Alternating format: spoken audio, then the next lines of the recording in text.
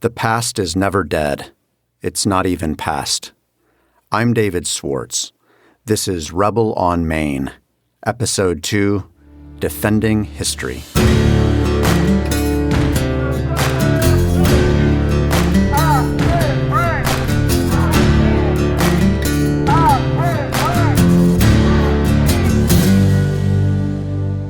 On a warm Monday morning, just a week after the protests in Jessamine County had begun, I got a phone call.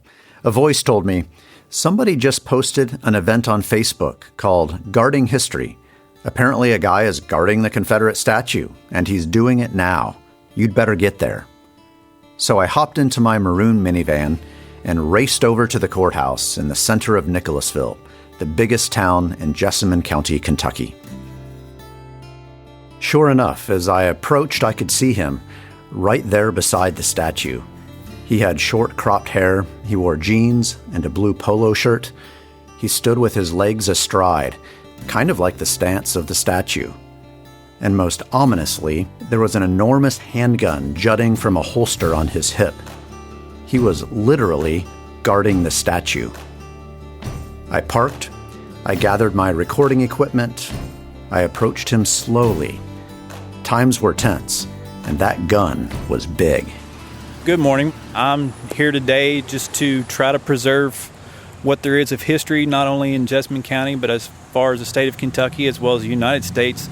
I believe the statue in itself represents the history of the way men stood up for their country and the way that we fought for what we believed in. So what do you think should happen to the statue? As I asked this, a pickup truck drove by, its engine revving in support of this solitary counter-protest. I believe it should stay right where it's at. It should stay right where it's at because that's where it was placed. And to move it around is to say that we're ashamed of our past. It all seemed like boilerplate language from a Confederate apologist. But then Brandon began to complicate my first assumptions about him.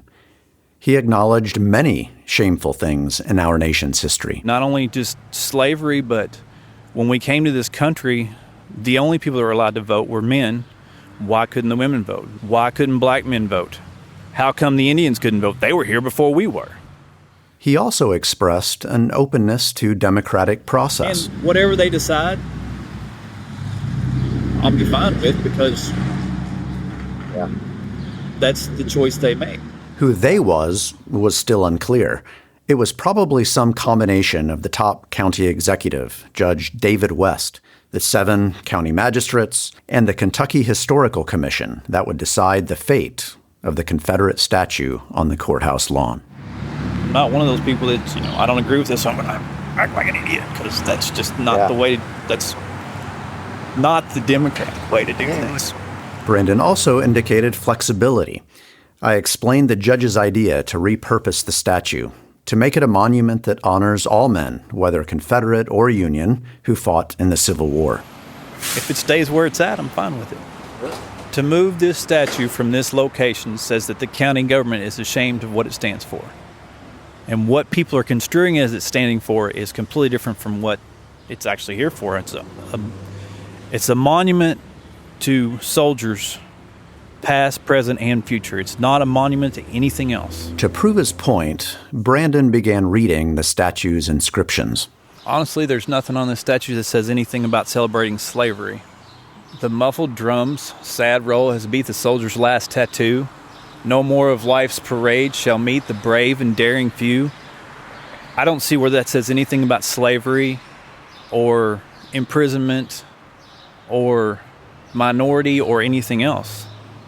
That's a representation of what soldiers do even today. Here, let's move over to the next panel. Read that one there. On fame's eternal camping ground, their silent tents are spread and glory guards with solemn round the bivouac of the dead. That says absolutely nothing to slavery.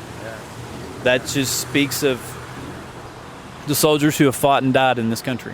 All right, move to the next one. Nor braver bled for brighter land, nor brighter land had a cause so grand. That grand cause, Brandon told me again, was not slavery. It was about the ideal of the heroic, manly American soldier defending freedom. My own historical judgment is that there's a little right in what he says, but also a lot that is wrong. In future episodes, we'll explore some facts that tell a very different story. But this time on the podcast, we'll take seriously Brandon's contention about Confederate courage and sacrifice during the Civil War. We'll dig into the convoluted history of this statue, which has got to be the most interesting of any Confederate statue around. And we'll try to understand its appeal to folks like Brandon. Why does he care so much? Why would he show up on a Monday morning to defend it with a gun? The answers to all of these questions may surprise you.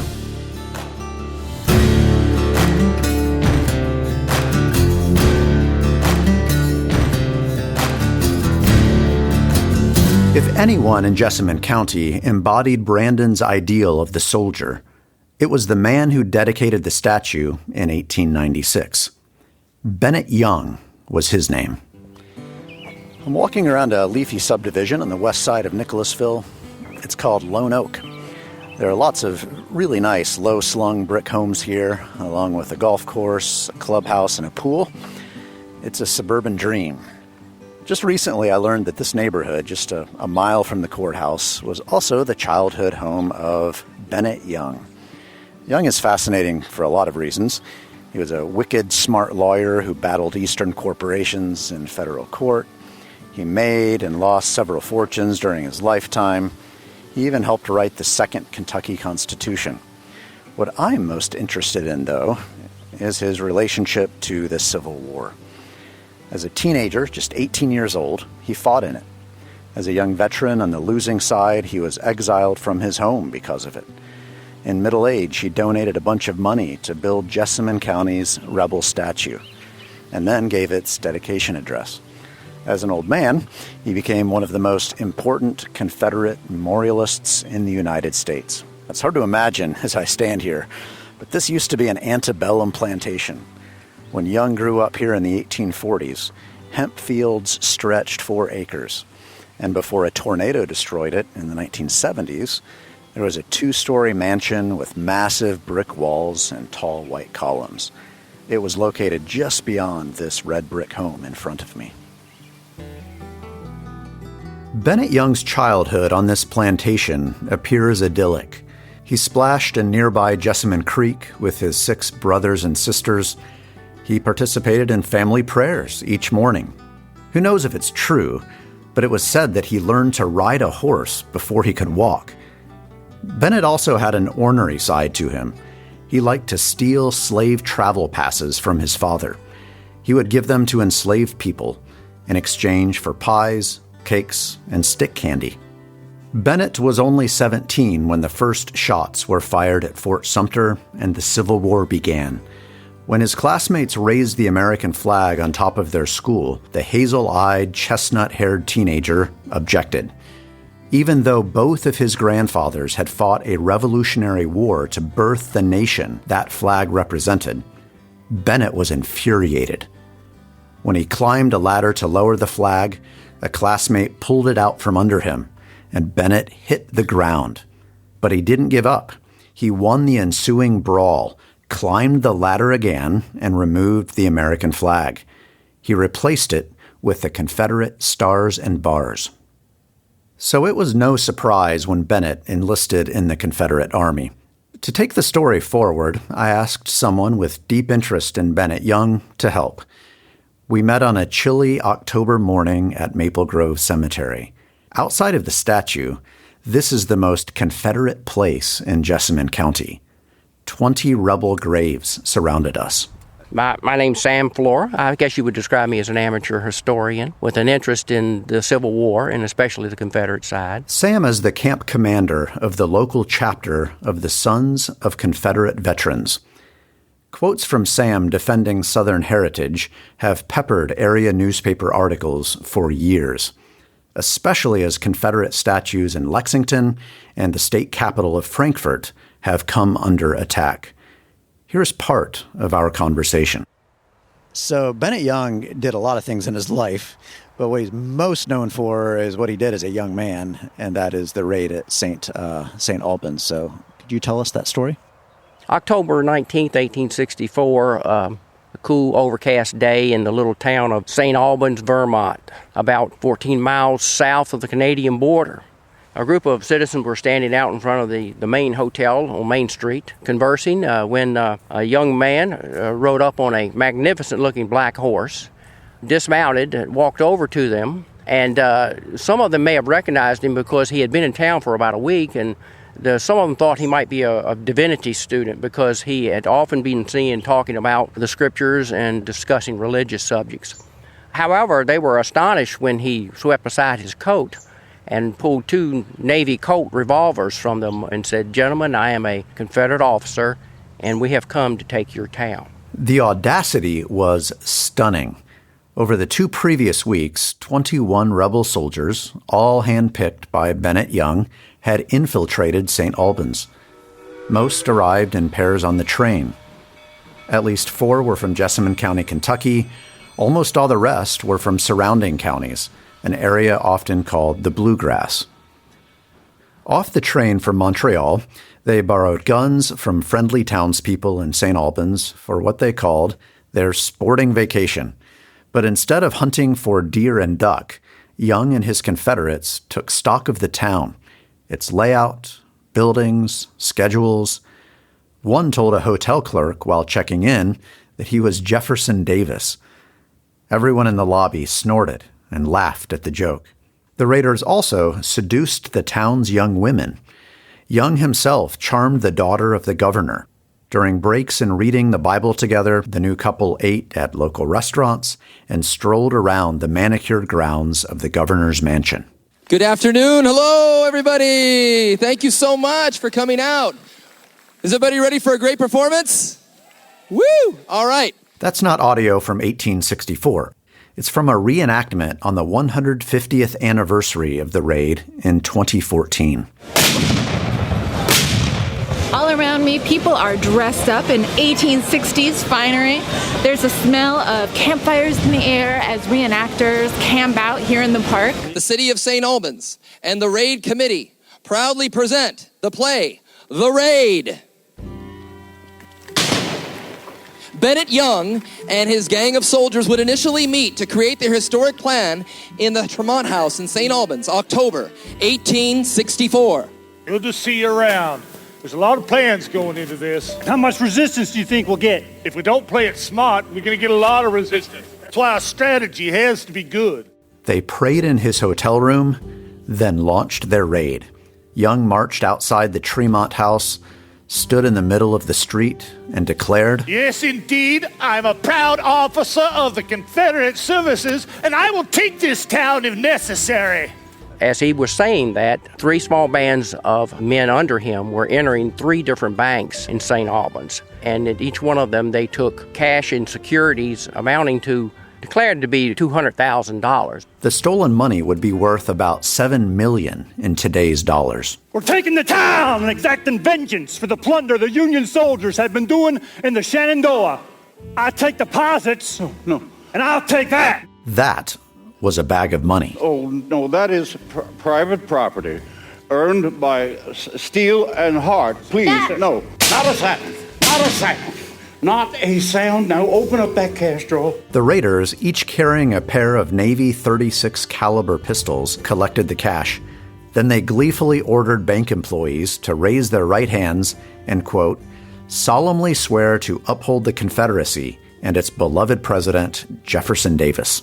Folks, it's been a pleasure doing business with you. No. And I thank you for your contribution.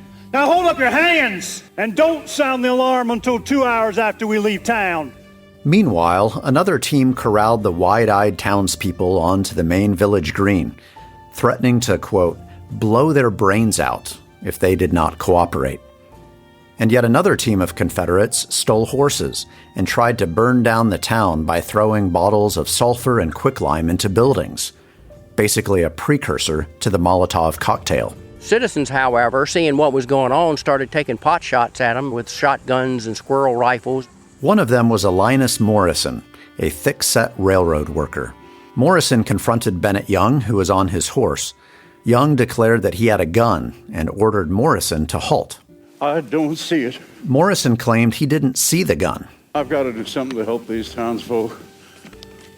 And as for you, scum, I'll have you know if ever I find you...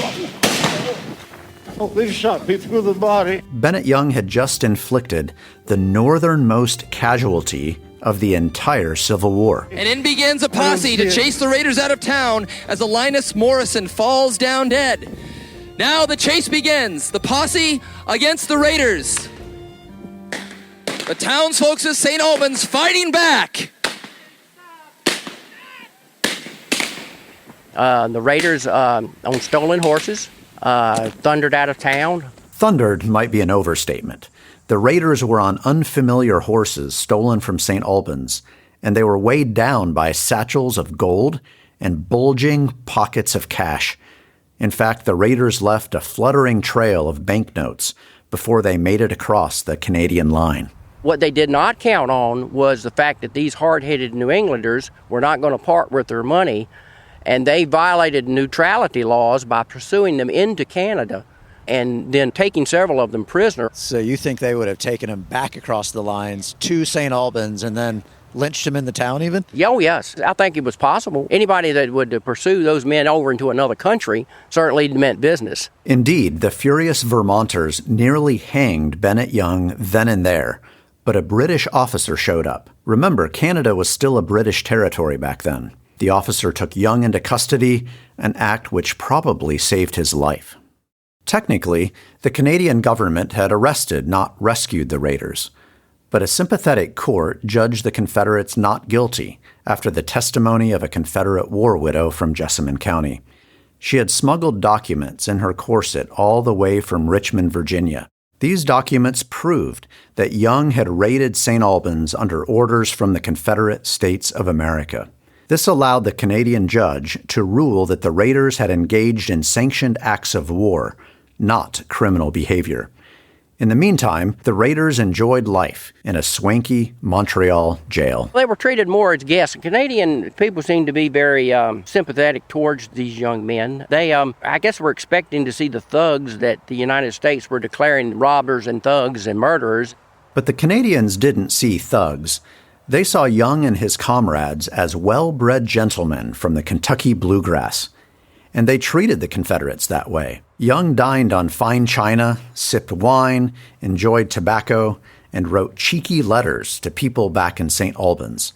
One letter to the Tremont Hotel included money stolen from one of the banks to settle Young's lodging bill. Well, the raid was tremendously successful, really. Tactically, it was a great success. The raid, this wild raid of Confederates invading the North from the North, was also a strategic success, at least momentarily.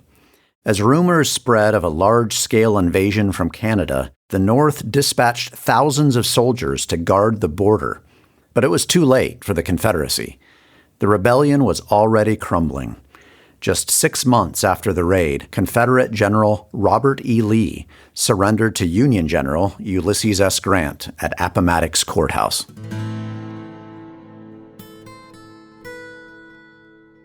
But Bennett Young wasn't finished. This Confederate raider from Jessamine County, Kentucky, became one of the most important preservers of war memory in the Commonwealth and in the nation. One of his big projects was our statue. Young would help the Confederacy live past its death.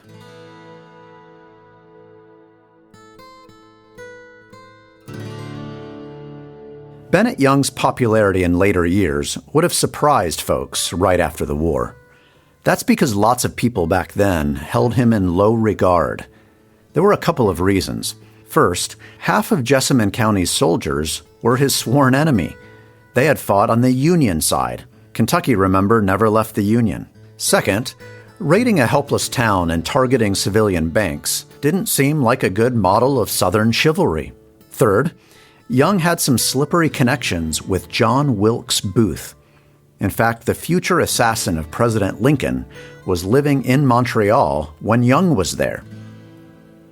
I've never found proof that Booth and Young ever worked directly together, but both of them, and lots of other rowdy displaced Confederates, were associated with the so-called Northwest Conspiracy. From their Canadian base, They planned small invasions of northern states. They also tried to mobilize insurrections in northern prisons. They even experimented with bioterrorism, shipping trunks of clothing infected with yellow fever to northern hospitals. Unfortunately for the conspirators, they misunderstood how yellow fever actually spreads. Not from exposure to those infected, but instead through the bite of mosquitoes. At any rate, Young and Booth and these conspirators ran in the same circles.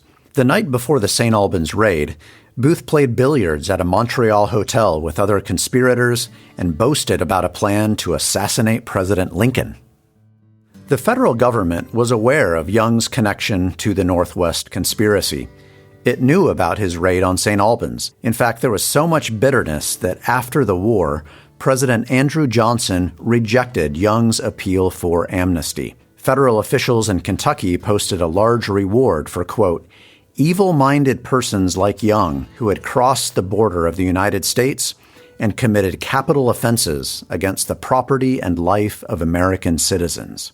Young was forced to live in exile, and to many in Jessamine County, Bennett Young was more scoundrel than hero. There was a great deal of animosity, even down on the low personal family levels. It was literally in Kentucky a civil war because it divided brothers, fathers and sons, classmates, business partners. So it was very much a civil war. A civil war that created divisions even among compatriots. Lots of Confederates viewed the St. Albans Raiders as foolhardy, undisciplined robbers. As we sat in the cemetery talking, Sam told me a wild story about another raider, Lewis Price. He faced strong criticism for his involvement in the raid. Well, Price, like Young, was unable to return to Kentucky until after the war. When he did return, he had not settled into anything. He was still living with his mother. But Price did like to carouse with his friends. And playing cards one night here in Nicholasville with several men, he seemed to have won quite a bit of one gentleman's money. That gentleman was a fellow rebel veteran. The gentleman made a remark, maybe this was intoxication at the time, I don't know, but made the remark that he could only expect such cheating from a robber, a man who was a robber. And of course, that he was alleging to Price's participation in the St. Albans raid. And Price, as men will, took offense at that, and I understand that he beat the man up very severely. By the end of the fight, Price had him pinned to the ground. With a knife at his throat, the man took back his remarks and begged to be released. The two separated, but the story wasn't over. The next day, as Price was walking down the street with a couple of friends, this man stepped out of his store with a pistol and shot Price to death. He then jumped on a horse and left the town and was never heard of again. Price was never heard from again either. He died on the street, leaving behind his widowed mother and a fiancé. He was to have been married in just weeks. At that point, Bennett Young wasn't home. Still exiled, he sailed for Ireland, where he studied law at Queen's College in Belfast. It was rumored that Young paid his tuition with St. Albans gold. I guess maybe what he had passed through in all these legal proceedings had decided that he would become a lawyer. He got the bug. 3 years later, Young graduated with first honors from Queen's. Right around that time, President Johnson offered a general pardon for the offense of treason, even to the most notorious of Confederates like Young. So Young returned to his old Kentucky home. He opened a law practice in Louisville, and in 5 years, by the time he was 30 years old, he had one of the largest and most successful law practices in Kentucky. It was said that people, when they found he was arguing an important case, would come just to hear his arguments. For many years, Young focused on his legal career and kept a low Confederate profile, probably because he was worried about still being prosecuted for the St. Albans raid. But in the 1890s, he turned his public speaking skills toward Civil War memory.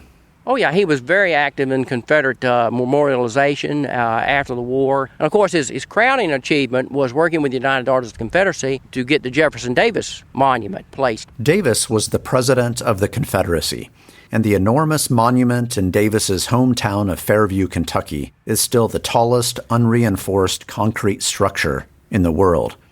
And Bennett Young raised much of the money to build it. He served as president of the United Confederate Veterans from 1912 to 1916 in the latter years of his life.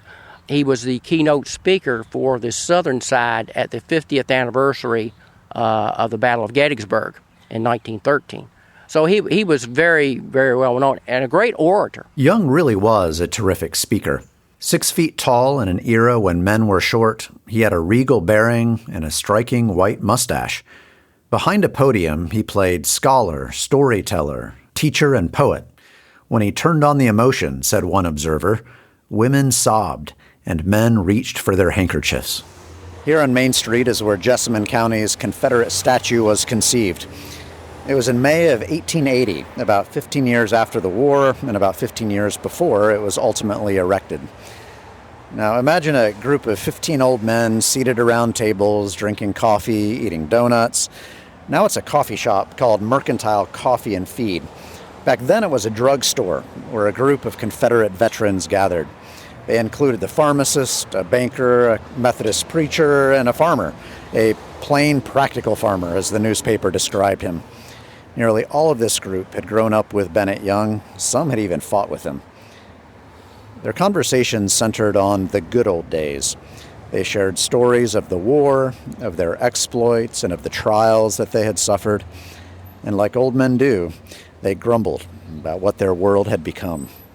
They especially begrudged, and I quote, the generation coming after us that did not appreciate the triumphant valor and transcendent glory of the crumbling bodies lying yonder. Yonder was Maple Grove Cemetery, the graveyard 3 blocks north of here on Main Street, where about 20 of their former Confederate comrades were buried. This group of proud and annoyed veterans decided to resurrect their comrades' memory in the form of a statue. They organized themselves into the Jessamine Confederate Memorial Association, and they began to raise money. They were not wealthy men, so the going was slow. Each year, the members contributed $1, and they persuaded their wives to host fundraisers. Strawberry festivals, musicals, dinners, lectures. It took them 15 years to come up with enough to pay the $1,500 bill. And that still should not have been enough. The original estimate to purchase and install a 7-foot-high bronze statue was $4,000, too much for the small county, especially after the economic depression of 1893. But the county fathers were scrappy. They got it at a bargain. It was, I think, only about, if I remember correctly, I read it was about $1,500. Yes, even in the 1890s, that was a bargain. So they got a bargain basement monument. But there was a problem with this bargain basement monument, a reason it was so cheap. That's because it was actually a Union statue. That's right. Jessamine County's Confederate statue was Union. Here's how it went down. A different Kentucky county, I haven't figured out which one, had ordered a Union statue from a factory in Chicago.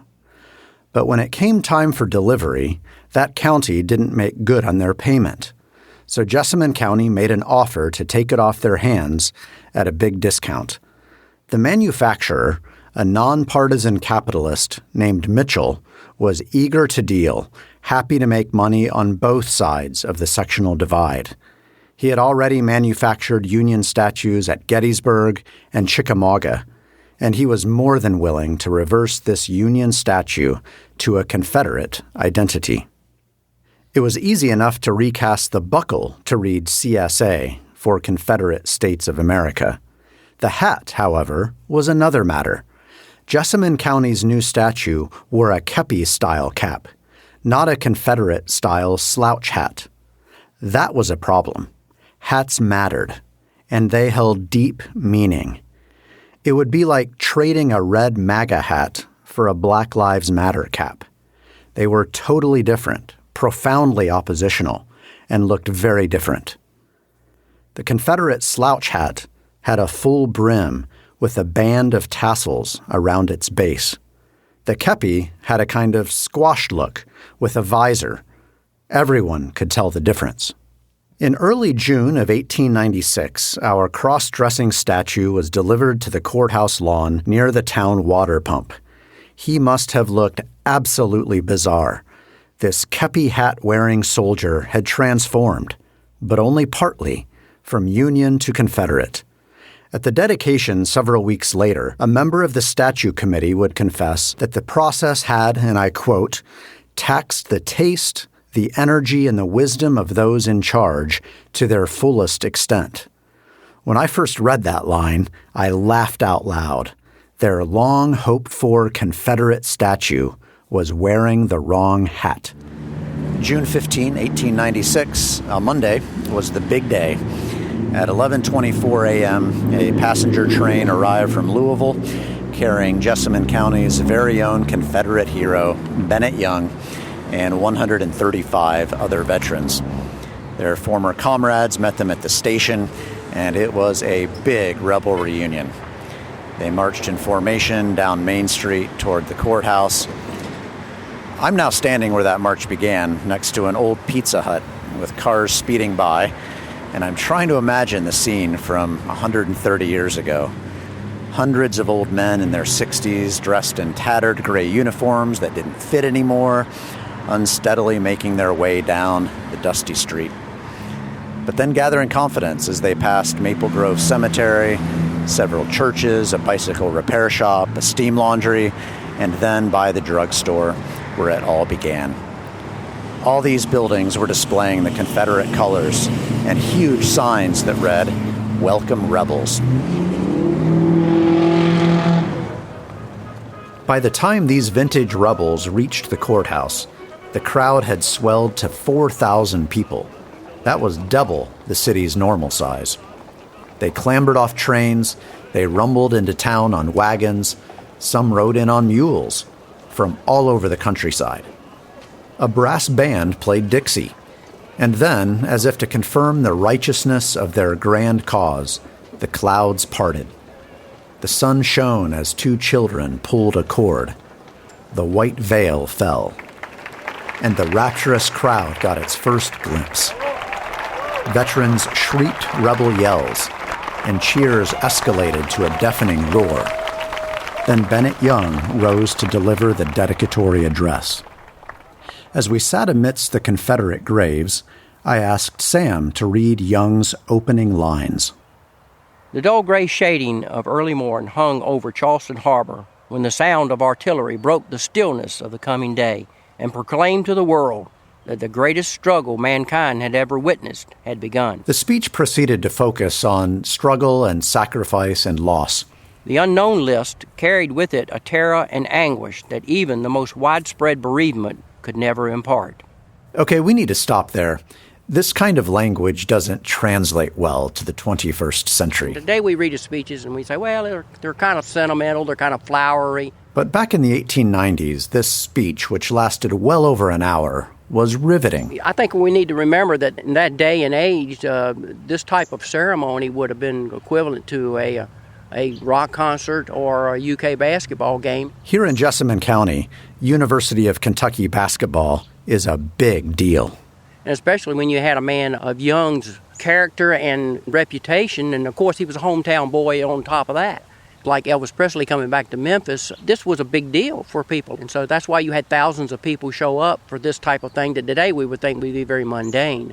And Young was one of the great orators of his day. In an era, a Victorian era, where men could speak and make allusions to the classics, quote Latin phrases and French and Greek, and talk about history in great depth and our own history in great depth, without notes even, throw their voices across thousands of people.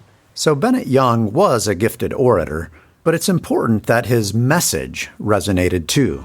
It's hard to fathom today, but Jessamine County had lost nearly a generation of men to the Civil War. Far off in the stricken land whence they came, loving hearts mourn their loss.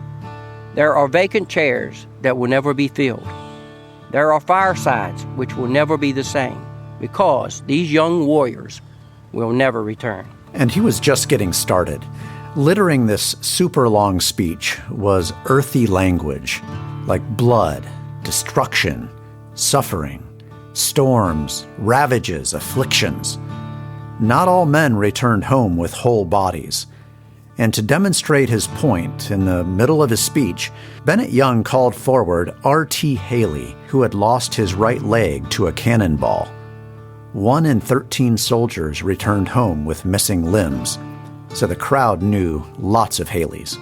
But Haley was also lucky, as the statue's inscription, "Our Confederate Dead," made clear, many in fact did not return at all. Some perished from disease. Some died from the thrusts of bayonets. Still others were struck down by bullets. Their fate was visible on the stage. An old gray jacket hung there, pierced twice by bullets. Young told the crowd that an average of 300 deaths occurred every 24 hours, and this for the 1,500 days of the war. More than 1/5 of all military-aged white Kentucky men died. Can we say they died in vain? Here, Bennett Young began to wrestle with the result of the Civil War. Nay, it cannot be so. There are many instances in the world's history where the cause of the just had been defeated and where the wrong has prevailed. Why, indeed, did God not bless the Confederacy despite the pleas of hundreds of thousands of pious, consecrated people? We come to bless the soil that garners their dust and declare by this monument, which we trust will remain forever, that the memories of the virtues, of the courage, of the chivalry, of the bravery, of the sacrifices, of the sufferings, of the renown of our departed comrades shall be deathless as their deeds were illustrious. So many of Jessamine County's fathers and brothers and sons had died. But in a monument, they could live on. A week after the dedication, the newspaper said that the permanence of granite and bronze would, quote, rescue their names from oblivion, end quote. In this way, mourning could transform to meaning. 120 years later, that was certainly true for Sam. As we sat on camp chairs, he was visibly moved by the gleaming white gravestones surrounding us. I feel a part of our history. I feel a kinship with these young men who often didn't understand exactly why they were doing what they were doing. Part of it stems from Sam's genealogy. He had Confederate ancestors from Virginia and North Carolina. He knew that and felt that from a young age. So I've read and studied Civil War history all my life. But that's not all. His devotion also rests in families still living. I have a son in the Marine Corps, and I know what it is to send a son into the service and say at any time he could be fighting on a foreign shore. And I think about the parents that sent these young men off, and sometimes the wives and the children.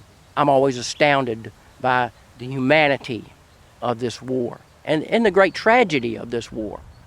That's what makes it, I think, so important, so interesting. Sam then pointed at one of the gravestones. But John W. Martin from Alabama, who was just 19 years old when he died, he had a family.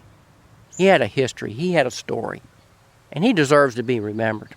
Using Confederate history, Sam was invoking universal themes of courage and sacrifice and loss and identity. He was saying that everybody matters. And it wasn't just Sam. It was Bennett Young more than a century ago. And it was Brandon, the modern-day defender of the statue. All of them were contemplating good and deep questions. What is the meaning of a lost war? What does war reveal about the human condition? How can God be both good and sovereign in the midst of terror and anguish? Their questions provoked a question of my own. Isn't this what Sam and Brandon should be doing? Sure, they were using Confederate history to wrestle with history and the human condition, but they were doing it. They were wrestling with history and the human condition. Why take this source of meaning away from them?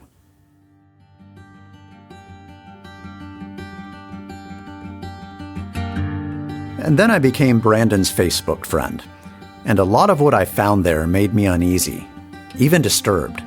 In the lead up to the 2020 election, Brandon called masks the mark of the beast. As he urged friends to post that police lives matter, he denounced Black Lives Matter as communistic and satanic. He wrote that Breonna Taylor's mother won't be satisfied until she gets a fat payoff. It's not just that Brandon had political opinions, it was also the way that he voiced them. There were constant and strident references to a new civil war, and there were allusions to violence. 3 days after the election, he posted a song entitled, "If you have a right to burn my flag, then I have a right to kick your ass." A week after the election, he noted that ammunition prices had dropped to under 50 cents a round. I felt betrayed. Brandon had seemed so friendly and reasonable in person. To try to make sense of this, I consulted political scientist Robert P. Jones. His research draws from 4 decades of polling data to show that white Christian Americans are no longer demographically or culturally in the majority. As a numbers guy, I came to realize that we were really seeing the U.S. come to the end of an era that is what I've dubbed the end of white Christian America. In fact, that's the title of his book, The End of White Christian America. A terrifying title if you're a white Christian American who wants his country to stay that way. Jones projected that by the year 2045, the United States would be a majority-minority nation. As a result, I think many white Christians in the country have felt really a sense of vertigo as these changes have hit them, and they've really sensed the loss of their place at the center of American culture, both in terms of demographics, but also in terms of cultural power. At the end of his book, Jones offers a eulogy.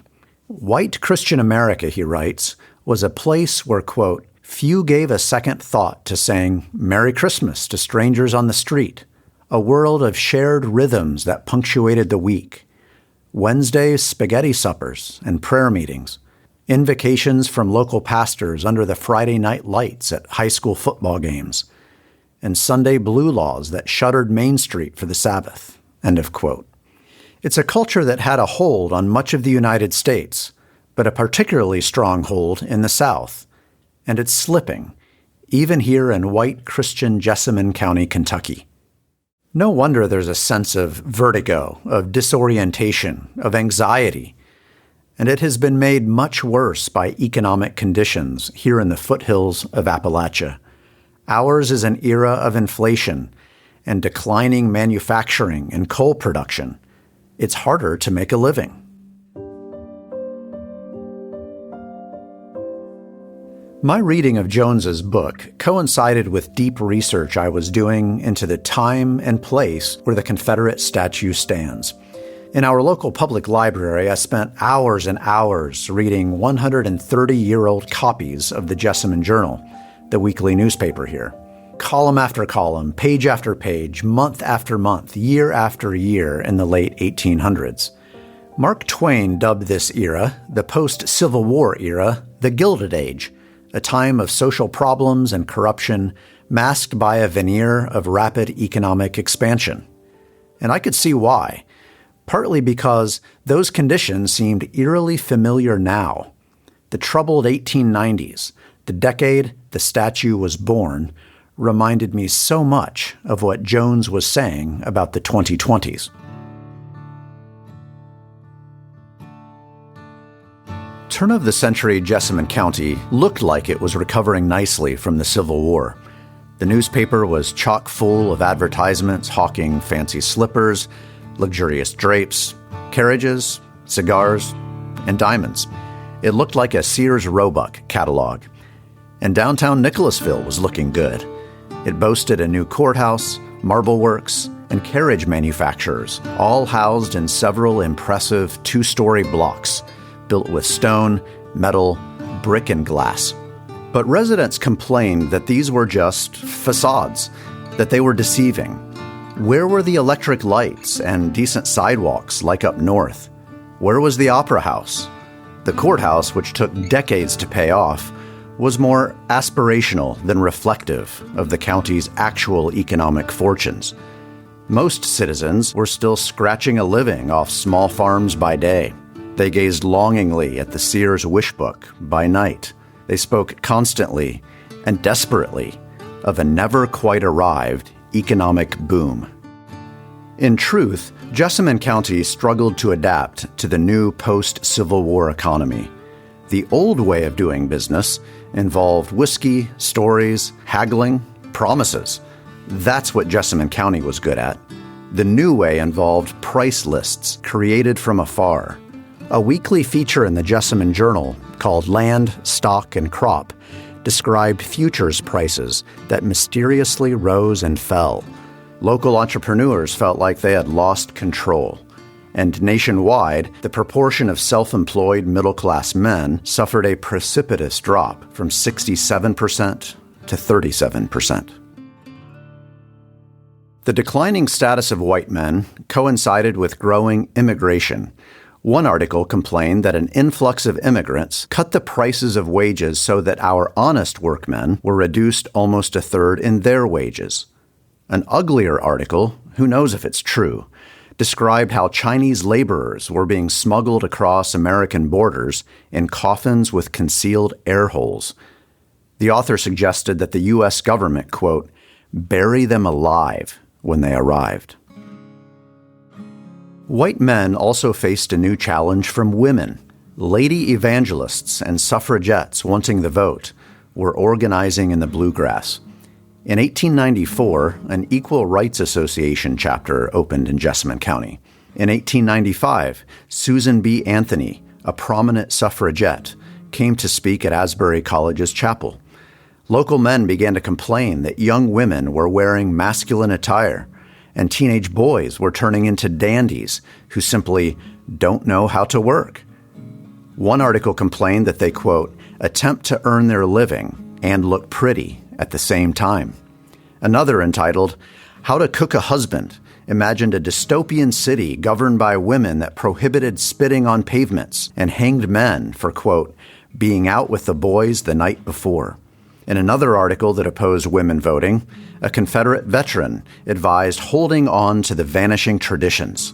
He wrote, stick to the old landmarks. The landmark at the center of this story is Jessamine County's statue of a Confederate soldier. A soldier with the wrong hat. It may have looked ridiculous back in 1896, but now it seems perfectly normal. Even kind of regal. And on a hot June day in 2020, a fellow named Brandon was giving it homage. This is just me taking 2 hours out of the day. Just got off work shortly, a little bit ago, so I've worked all night. That's Brandon explaining why he looked so tired while defending the statue. He had worked through the night in his factory job to support his family. He felt like he was living in a new Gilded Age. It appeared to glitter with prosperity. But Brandon himself sure wasn't benefiting. The system seemed rigged, as rigged now as it did to folks in the 1890s. I hope that all of this across the nation settles down soon, because currently we're not headed in a good direction regardless of who's right and who's wrong. It's not been good for any of us. It's caused a lot of stress on a lot of people. Still a lot of people unemployed right now. Brandon, a single blue-collar dad, wants to be a good citizen and a good father. But he's struggling and feels embattled. He talks about broken relationships, loss of income, credit destruction, and a decaying and unstable society. The statue we were standing by is quite a contrast. It's solid.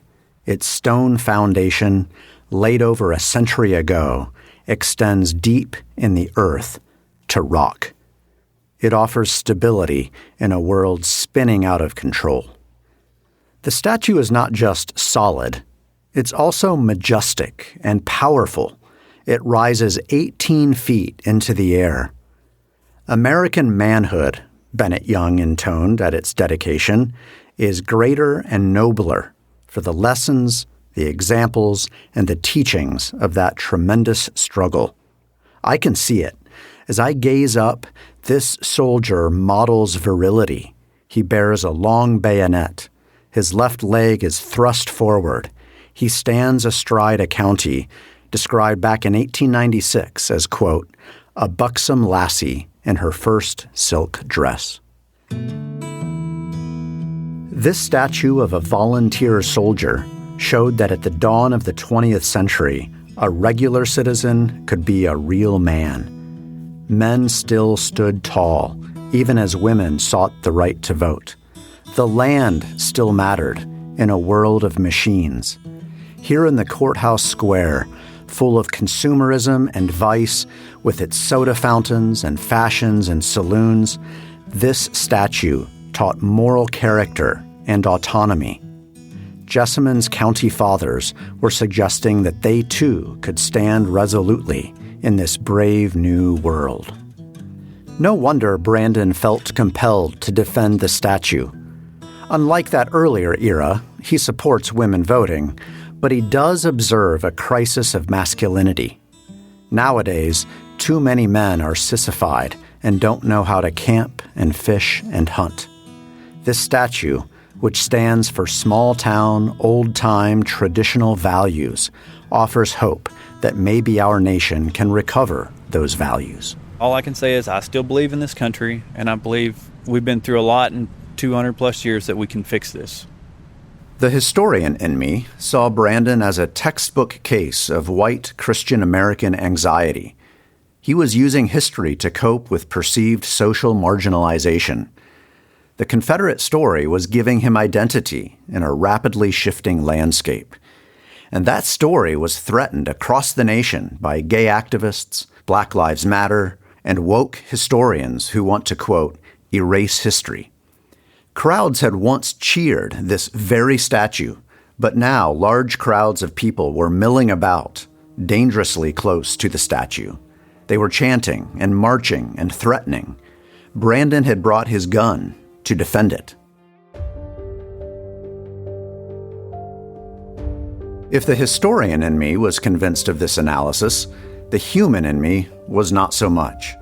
As it happened, I was writing this episode when a family friend got mad at me for posting an essay about the Appeal to Heaven flag. If you haven't seen it, this is a growing symbol in right-wing America. The flag has a white background with a green pine tree on it. My essay argued that it's almost a perfect representation of Christian nationalism, especially in its use of history to valorize violence. After reading the essay, my friend vented on Facebook, saying that academics like me are, quote, invested in fear-mongering. David Swartz, she concluded, discounts the very real sense of disenfranchisement of the American underclass, who understandably view white elites, such as Dr. Swartz, with enormous suspicion. I wouldn't trust his take on this symbol or any symbol of an oppressed or populist class. End of quote. I'll be honest, it didn't feel good. It made me a little angry to be explained away by my social location. I wanted to tell her that my analysis comes from good historical training. Don't explain my ideas and my behavior solely through the cultural and economic forces that have acted upon me. But was I doing the same to Brandon? Would he experience my narration of him as leftist and condescending? I don't know. He's moved away from Jessamine County, and we haven't connected for a while. We began the episode with Brandon and me talking beside the statue on the courthouse lawn in Nicholasville. We didn't know it at the time, but there was a person watching us from inside the courthouse. That person was Judge David West, the head of the county's executive branch.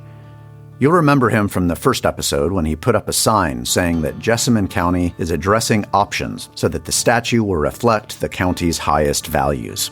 But Brandon and I, as it turns out, were making him nervous.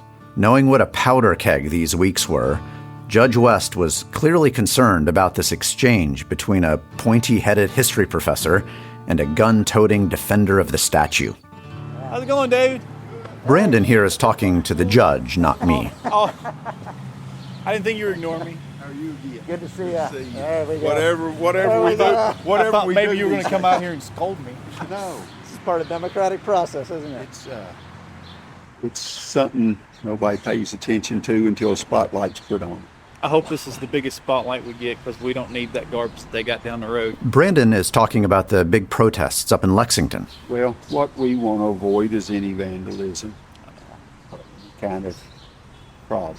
I just wanted to know about the process for what's happening. So there's a committee you're forming, and then do they make a recommendation? Just an advisory committee. We're just going to get them bat around some ideas. Have you formed the committee yet? Do you know who's I've got on a it? couple of members on it. You're working on but, it. How big do you anticipate it being? About 5 people. 5, okay. Yeah.